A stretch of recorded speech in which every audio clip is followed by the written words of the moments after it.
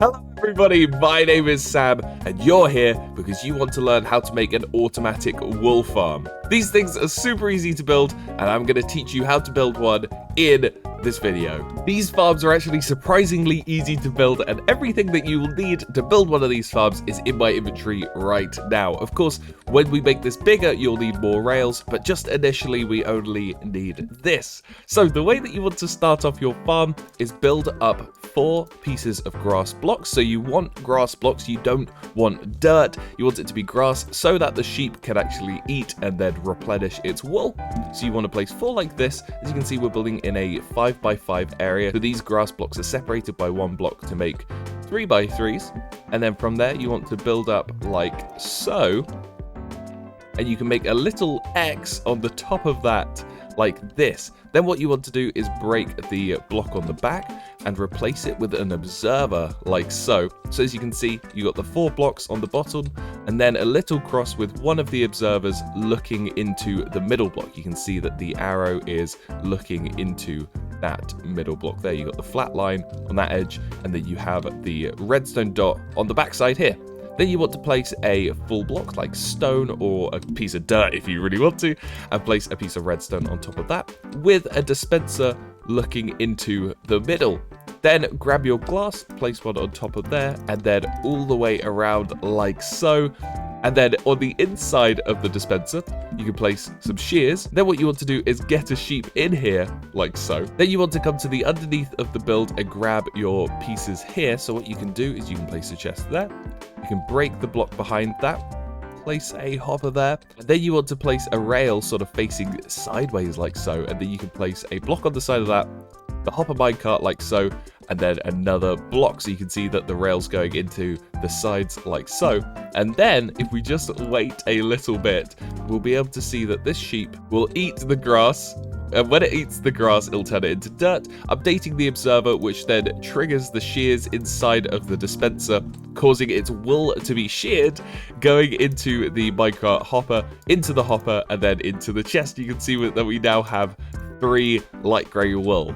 That is how you build one module, but I'm guessing that you guys will want to build multiple of these modules, so let's find out how we can build a row of these things. So to expand your farm, first what you want to do is grab your grass blocks and you want to bring them out further and further. Of course, if grass blocks aren't readily available, you can use dirt, but make sure to sort of link it up to the other one so that the grass spreads. And then once the grass has spread, it will then turn these blocks into grass blocks, and then that's fine. You only really need 1 grass block, and then it's just going to spread to the rest of it. But it's better to have it everywhere, just so that the sheep eat as much as they can.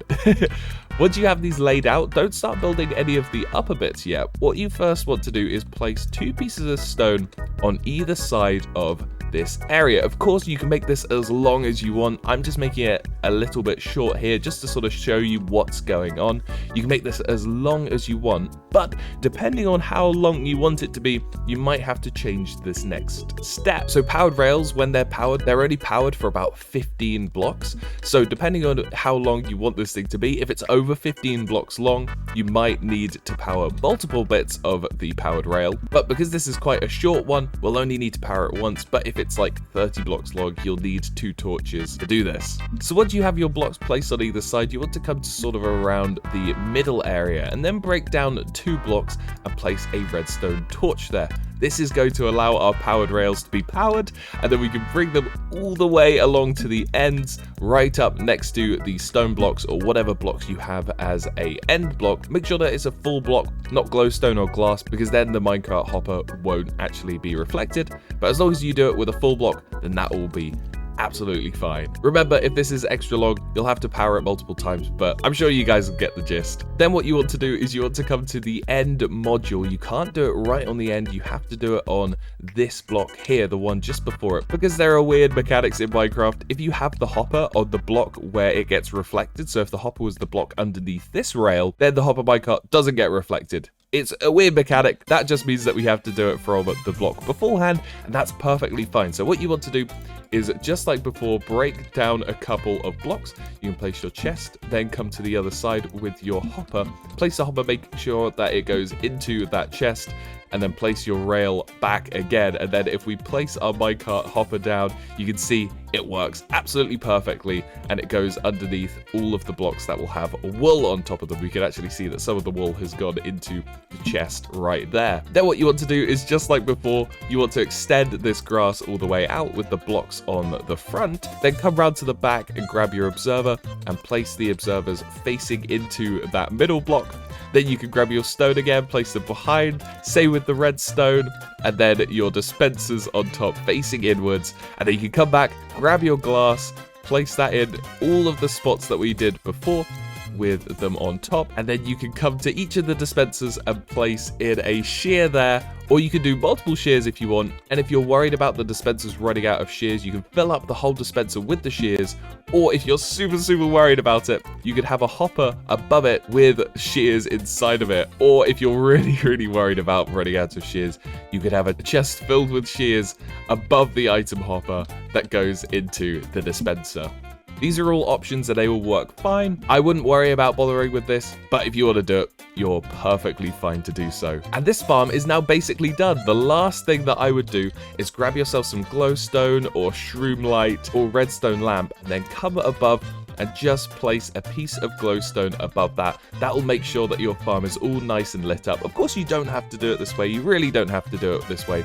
But if you want to, you are more than welcome to. Of course, before you place the glowstone in, make sure to get the sheep in because, well, otherwise there won't be any sheep for the farm. One last thing you can do if you want to take this farm to the next level, you can place a line of blocks like this with redstone dust on top of them, and you can place a button on the side, and basically when you press this button, all of the dispensers will fire, and then it'll cause all the sheep to be sheared. It's just something you can add. You don't have to do it, but this will refresh when they eat the grass, but sometimes it's just nice to have there, just so you have an extra button just to set it off all manually. And then, of course, all of that wool will come down into this chest right here, and you can have it sorted however you want. I would recommend doing different colored sheep. It's nice to have white wool as well, because then you can dye the white wool, but it's nice to have a range of colors that you can just have outputted so you don't have to use any more of your dye. There you go, guys. I really hope that you enjoyed this tutorial and it helped you out a bunch. The world download for this farm will be on my Patreon, which you can find down in the description below. I'm so excited to have this feature, and we're going to have more of my farms coming on there soon for you to download. Also,